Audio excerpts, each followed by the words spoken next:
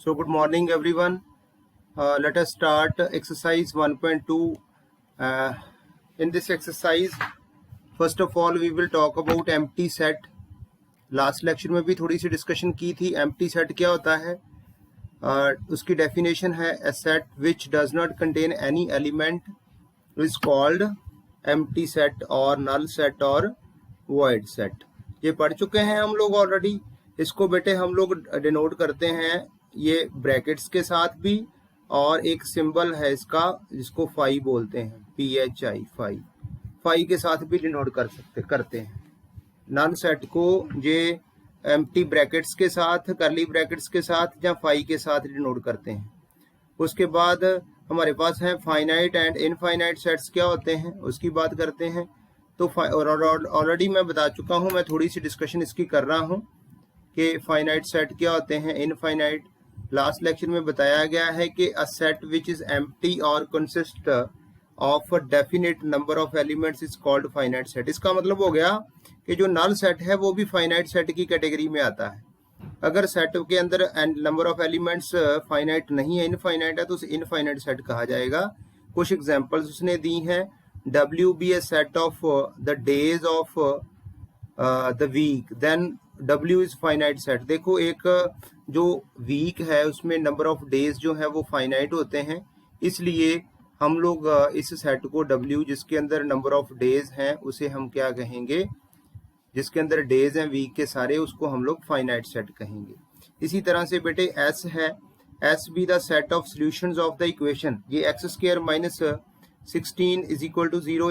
इसके दो सोल्यूशन आएंगे, आपको बिल्कुल पता होगा, प्लस माइनस 4. तो इस सेट के अंदर दो ही एलिमेंट्स होंगे, एक +4 एक -4. तो ये भी एक फाइनाइट सेट है. ठीक है.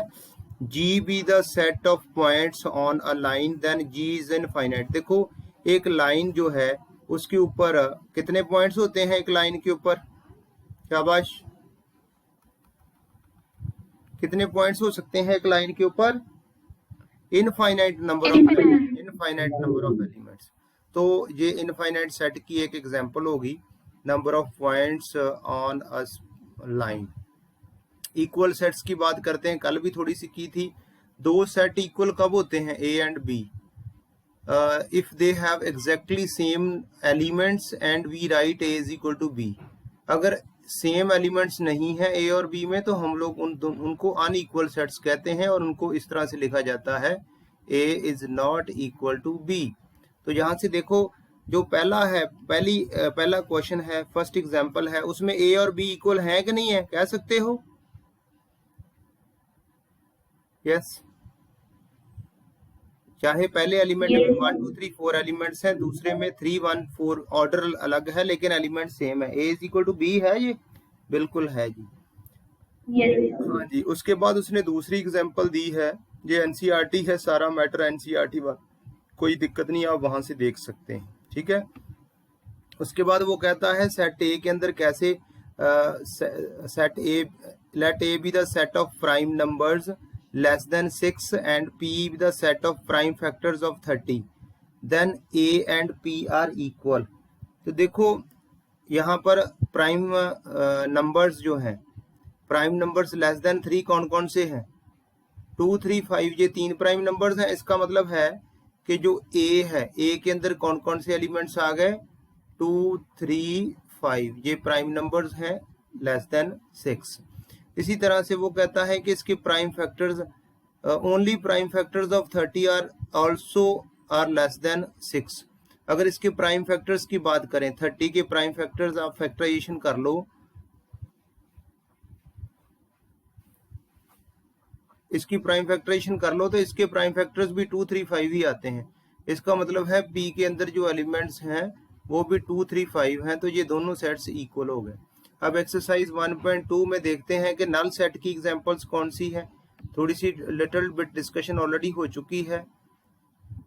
Which of the following are the examples of null set? Set of odd natural numbers divisible by 2 already discussed हो चुका है कि ये नल सेट है.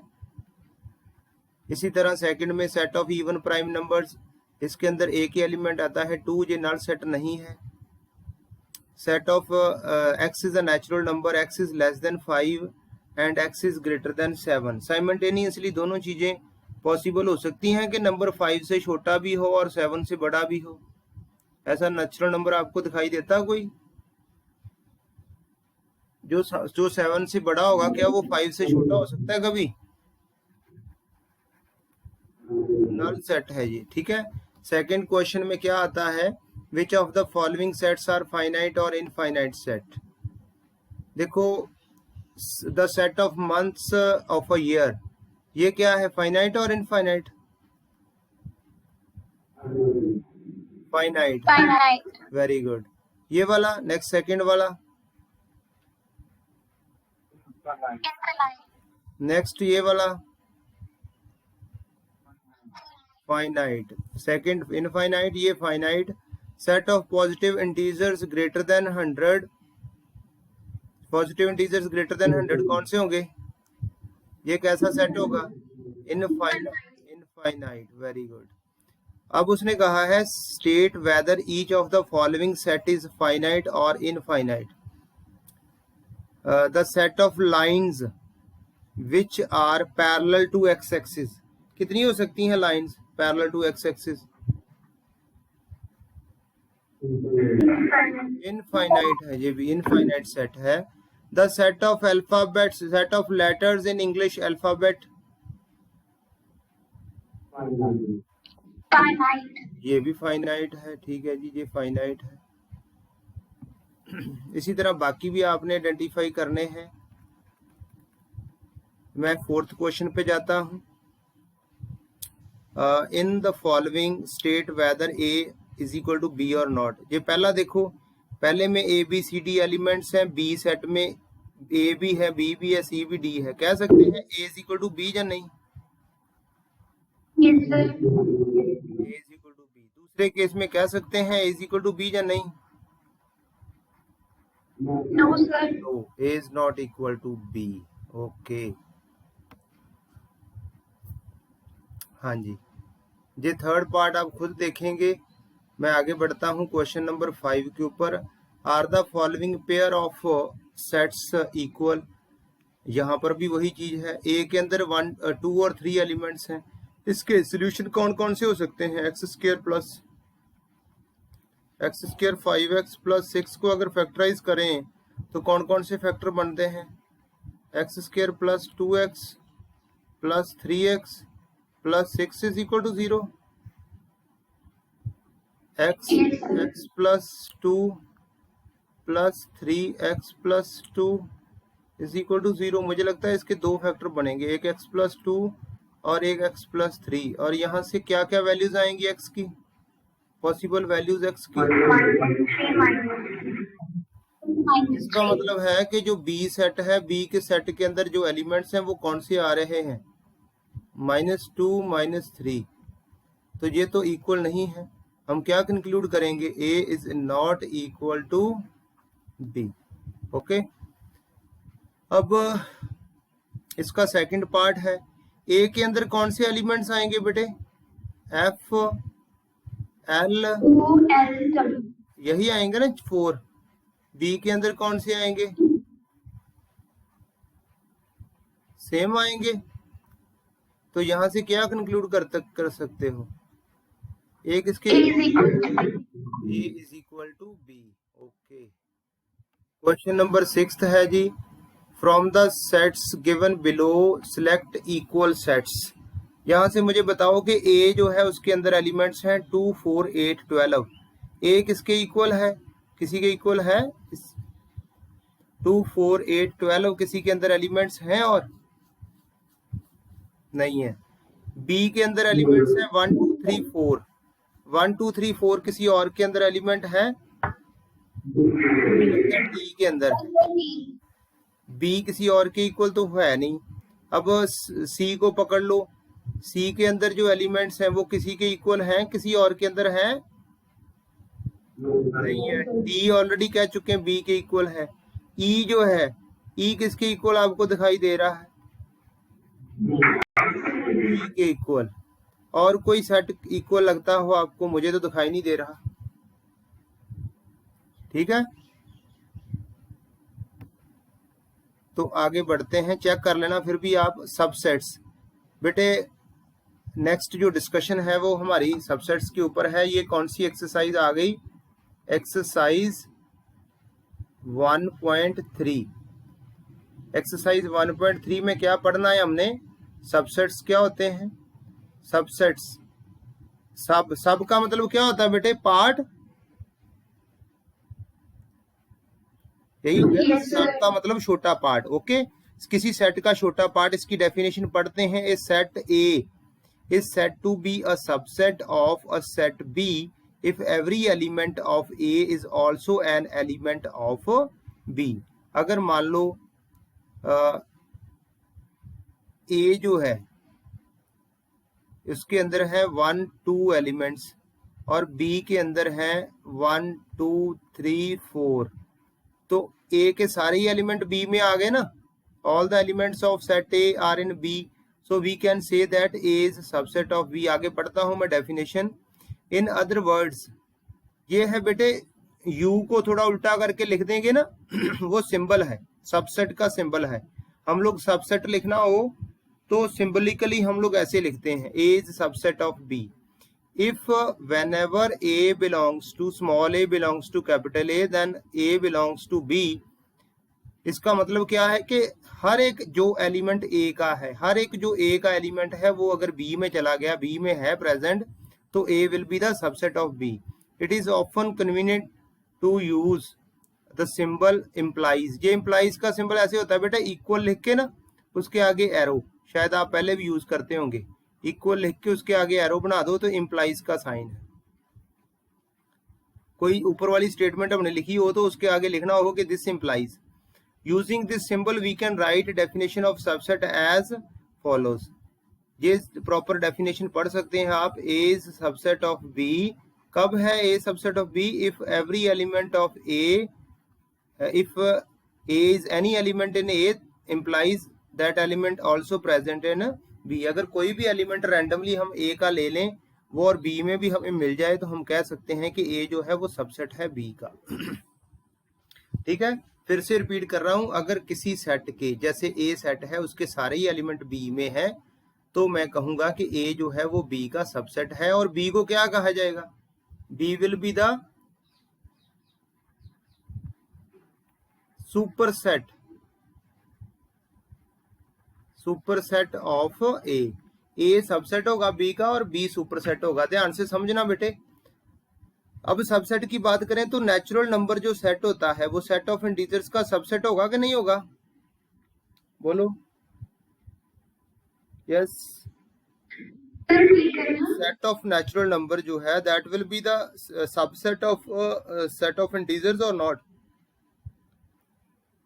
क्योंकि सारे ही नेचुरल नंबर जो है वो इंटीजर भी होते हैं। इसी तरह जो इंटीजर होता है, सेट ऑफ इंटीजर्स होते हैं, वो भी सेट ऑफ इंटीजर्स जो होता है वो भी रैशनल नंबर्स का, सेट ऑफ रैशनल नंबर का सबसेट होता है, क्योंकि सारे इंटीजर्स रैशनल भी होते हैं।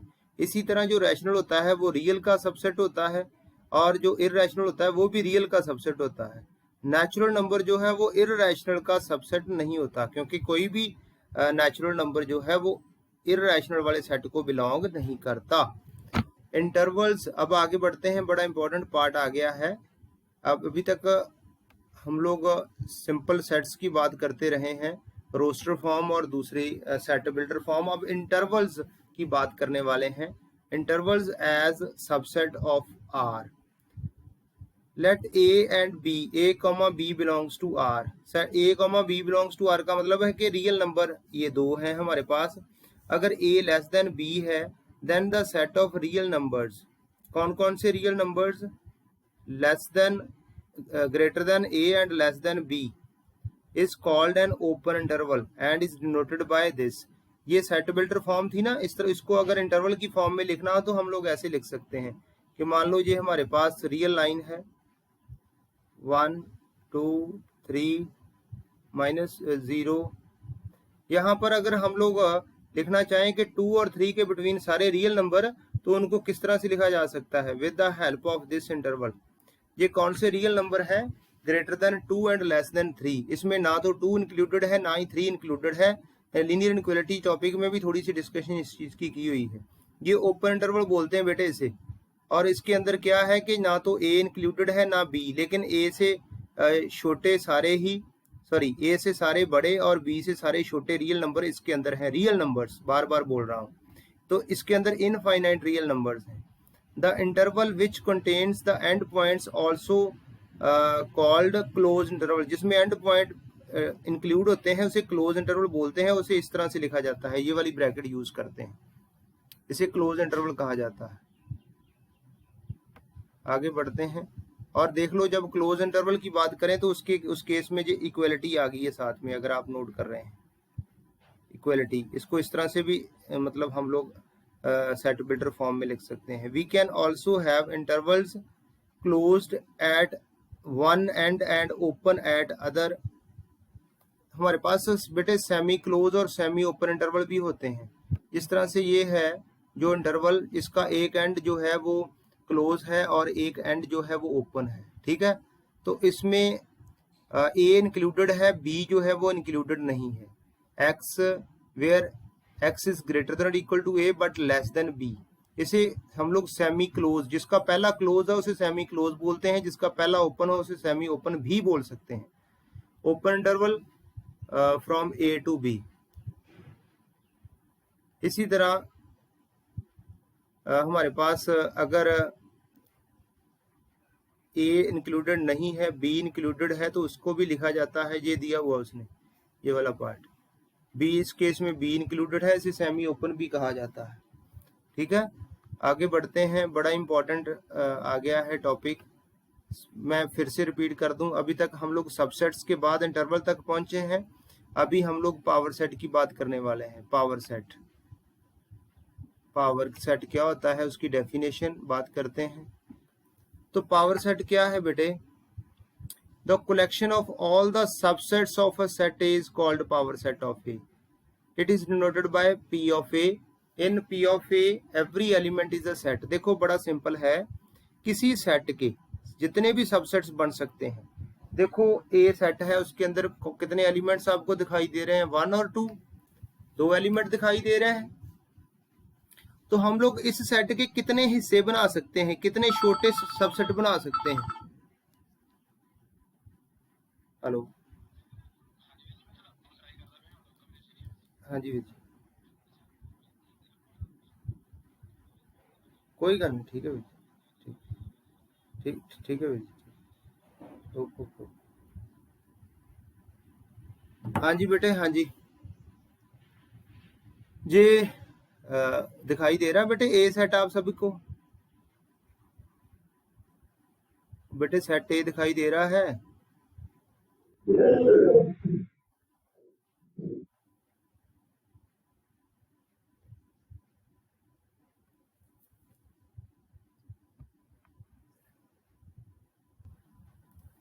कितने एलिमेंट्स हैं सेट ए में?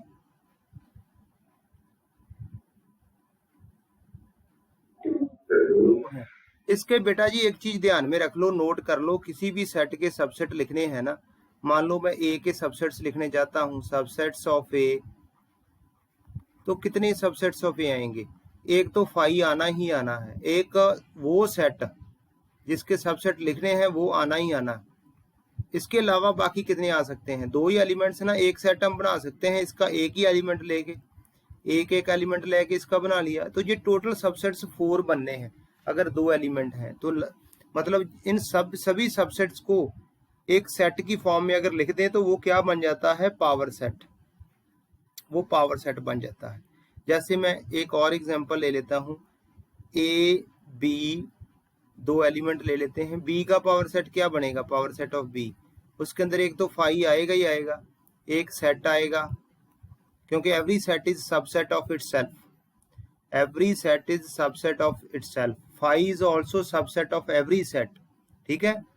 तो यहाँ पर ए कॉमा बी सेट जो है, सेट कंटेनिंग 2 एलिमेंट्स ए कॉमा बी, वो अपने आप का सबसेट हमेशा होगा, तो इसका मतलब उसके पावर सेट में आएगा ही आएगा। एक आ गया जिसमें ए की सिंगल टर्न सेट, जिसमें एक ही एलिमेंट है, एक बी वाला आ गया, ये सारे ही आप चेक कर सकते हैं, ये बी सेट के सबसेट हैं, तो ये पावर सेट बन गया आपका, ये पावर सेट ऑफ बी बन गया। दूसरी ध्यान से बात सुन लो कि पावर सेट ऑफ ए के अंदर कितने एलिमेंट्स आते हैं, 2 raise to power n। 2 raise to power n का मतलब क्या हो गया कि 2 के अंदर n क्या होता है, number of elements in A. Number of elements n is equal to क्या हो गया, number of elements in A. तो number of elements in A 2 है, तो 2 की पावर 2 4 जो है वो आपके power set of number of elements in power set of A कितने आएंगे, 4। ये कैलकुलेट भी कर सकते हो, ये फॉर्मूला भी है। अगर आपको ए के अंदर एलिमेंट्स पता है तो आप number of elements in power set of A calculate कर सकते हैं। ठीक है, अगर क्या कह रहे हैं आप बोलो हर्ष। बिल्कुल, इफ ए के अंदर 3 एलिमेंट है, if number of elements in A is equal to 3, then number of elements in power set of A क्या होंगे, 2 raised to power 3, 8 हो जाएंगे। ठीक है, हाँ अभी देखो इसमें हमने ना सिंबल इंसर्ट करने हैं। सिंबल कौन से सिंबल आएंगे, जैसे एक सेट है जिसमें हमारे पास जो ये देख रहे हैं आप कितने कौन कौन से एलिमेंट्स हैं, 2 3 4, 2 3 4 हैं। दूसरे में कौन से हैं, 1 2 3 4। तो ये 2 3 4 तीनों के तीनों एलिमेंट इसके अंदर हैं, दूसरे सेट के अंदर जो राइट हैंड साइड सेट है दिखाई दे रहा है। इसका मतलब यहाँ क्या आएगा, फिर ये सबसेट है।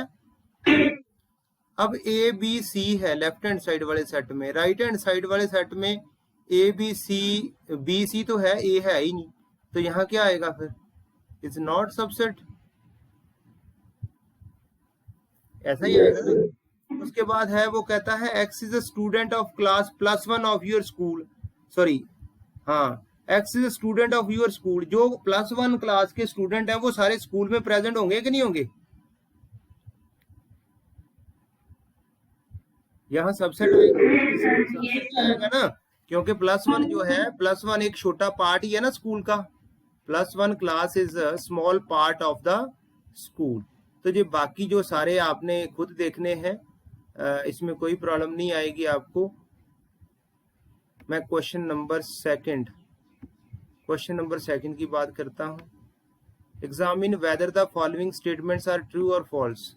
ये पहला देखो, ये ट्रू है कि फॉल्स है। ए कॉमा बी, वो कहता है set containing A comma B is not subset of this set. इसमें है तो है ए और बी, ये ट्रू है कि फॉल्स है, यहाँ से आना चाहिए था subset. A comma E subset of x is a vowel in English alphabet, ये ट्रू है कि फॉल्स है, ट्रू है ये, वेरी गुड। 1, 2, 3 सेट के अंदर एलिमेंट्स हैं, ये सबसेट है जिसके अंदर 1, 3, 5, ये फॉल्स है कि ट्रू है, फॉल्स है। क्लियर हो गया आपको। आगे क्वेश्चन नंबर 3 की बात करते हैं। बाकी क्वेश्चंस एनसीईआरटी के सारे लिखे हैं यहाँ पर, आपने देखने हैं। बाकी क्वेश्चन नंबर 3, लेट ए के अंदर ये एलिमेंट, एक चीज यहाँ पर बड़ा ध्यान में देखनी है आपने कि यहाँ पर जो सेट दिया है ना उसके अंदर एलिमेंट्स कौन से हैं, 1, 2, एक सेट दिया हुआ है 3, 4, ये पूरे का पूरा एलिमेंट है, पूरे का पूरा, और एक 5 है। वो कहता है which of the following are true. ध्यान देना सारे। पहला क्वेश्चन है, अब मुझे बताओ कि 3, 4 सबसेट ऑफ ए, ये ट्रू है कि फॉल्स है, करेक्ट है कि इनकरेक्ट है। ये बेटे इनकरेक्ट है, क्योंकि ये सबसेट नहीं है, ये तो इसका एलिमेंट है। इट इनकरेक्ट, ये इनकरेक्ट है। ये बेटे प्लीज, कुछ बच्चों ने अपने आप को अनम्यूट किया हुआ है। ये देखो इनकरेक्ट है, इसको अगर लिखना होगा तो हम लोग ऐसे लिख सकते हैं, ये एक एलिमेंट है, यहाँ बिलोंग्स टू का साइन आएगा, इट बिलोंग्स टू ए। आप चेक कर लो, ये एलिमेंट है ना, एक तो एलिमेंट बिलोंग करता है, ये करेक्ट है, दिस वन इज करेक्ट। ये वाली करेक्ट है कि नहीं, ये बिल्कुल करेक्ट है। अगर किसी एलिमेंट के ऊपर आप कर्ली ब्रैकेट डाल दोगे तो वो सबसेट बन जाएगा, it will be subset, correct. 1 belongs to A, correct है कि नहीं?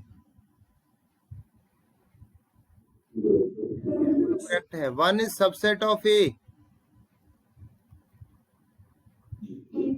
इनकरेक्ट है, इनकरेक्ट है।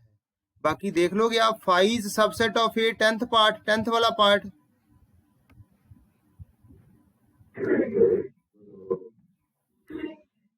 करेक्ट है, बिल्कुल करेक्ट है। 5 मैंने बताया हुआ हर एक का सबसेट होता है।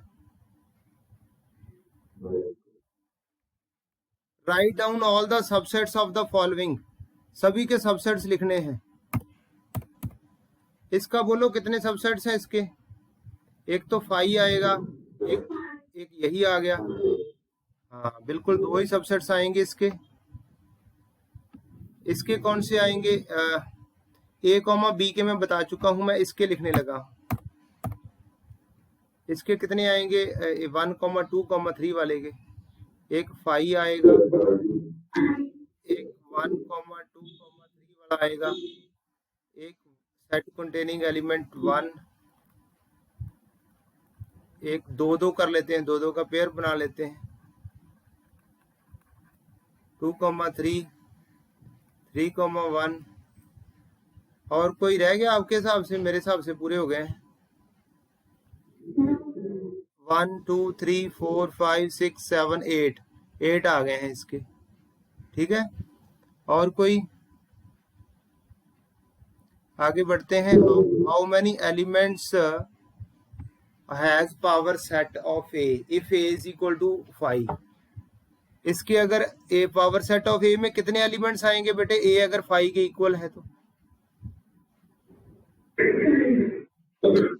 नंबर ऑफ एलिमेंट्स बेटे 1 आएंगे। Number of elements in power set of A is equal to 1।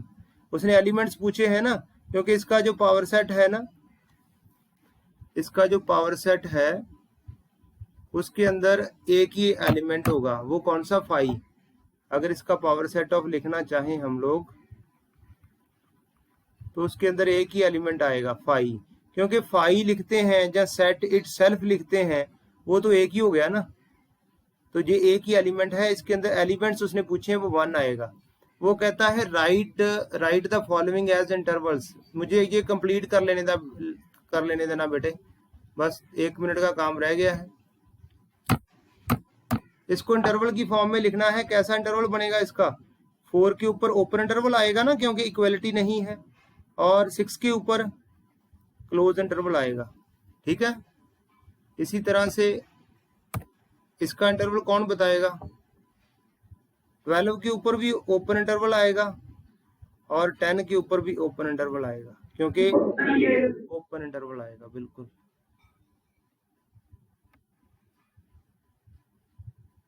इसको हम लोग सेट बिल्डर फॉर्म में लिखना चाहते हैं तो किस तरह से लिखें? x where x belongs to R and -3 less than x less than 0। कोई दिक्कत? इसको भी सेट बिल्डर फॉर्म में लिख सकते हैं। x where x belongs to R 6 less than और equal to x less than और इक्वल टू 12। यहाँ इक्वलिटी आ गई साथ में, क्योंकि क्लोज ब्रैकेट थी। जहां क्लोज ब्रैकेट है वहां इक्वलिटी आ जानी। वो कहता है कि जो देखो यूनिवर्सल सेट क्या होते हैं, शायद हम लोग स्किप कर गए हैं। यूनिवर्सल सेट होते हैं जितने भी सेट अंडर कंसिडरेशन है वो सभी का सुपर सेट। यूनिवर्सल सेट होता है जिसके अंदर मतलब जो भी सेट है वो सारे ही उसके सबसेट हों। फॉलो कर रहे हो? फिर से रिपीट कर रहा हूं। मान लो हमारे क्वेश्चन में 4 सेट दिए हैं ना, वो चारों ही एक बड़े सेट के सबसेट हैं, तो वो बड़े वाले सेट को यूनिवर्सल सेट कहा जाता है। जैसे वो कहता है सेट ऑफ राइट ट्राइंगल्स है, इसके लिए सेट कौन सा यूनिवर्सल सेट बनेगा? Set of all the triangles. इसमें सिर्फ राइट एंगल ट्राइंगल्स है ना, लेकिन अगर मैं ऑल द ट्राइंगल्स ले लूंगा तो उसमें राइट एंगल ट्राइंगल्स भी कवर हो जाएंगी। नीचे वाले के लिए भी सेम ही आना बेटे, set of all the triangles, isosceles वाले के लिए। ठीक है, अब लास्ट क्वेश्चन है, इसको डिस्कस करके वाइंड अप करते हैं। उसने ऊपर सेट दिए हैं बेटे 1 3, ए के अंदर एलिमेंट दिए हैं 1 3 5, बी के अंदर 2 4 6, सी के अंदर 0 2 4 6 8। वो कहता है कि नीचे जितने भी ऑप्शंस दी हैं 1 2 3 4 के अंदर किसको यूनिवर्सल सेट कहा जाए। आप देखो कि जितने भी ऊपर सेट दिए हैं वो कौन सा नीचे वाला सेट है जिसके अंदर ऊपर वाले सारे एलिमेंट्स कवर होते हैं नीचे। अगर मैं पहला लेता हूं तो उसमें बेटे मेरा सी वाला सेट नहीं कवर हो रहा, फॉलो कर रहे हो। अगर मैं दूसरा लेता हूं उसमें तो कुछ भी कवर नहीं हो रहा, सिर्फ फाई आ रहा है। अगर फोर्थ लेता हूं उसमें मेरा सी सेट फिर कवर नहीं हो रहा। लेकिन अगर मैं थर्ड लेता हूं उसमें सारे ही सेट कवर हो रहे हैं, उसमें ए के एलिमेंट भी हैं, बी के भी हैं, सी के भी अंदर हैं। तो कौन सी ऑप्शन है हमारी ट्रू? थर्ड। ये हमारा आंसर है, थर्ड वाली ऑप्शन जो है ये हमारा यूनिवर्सल सेट है। ठीक है, तो ये कंप्लीट हो गई है हमारी एक्सरसाइज। इसी के साथ ये लेक्चर कंप्लीट हो गया है हमारा। ठीक है, थैंक यू।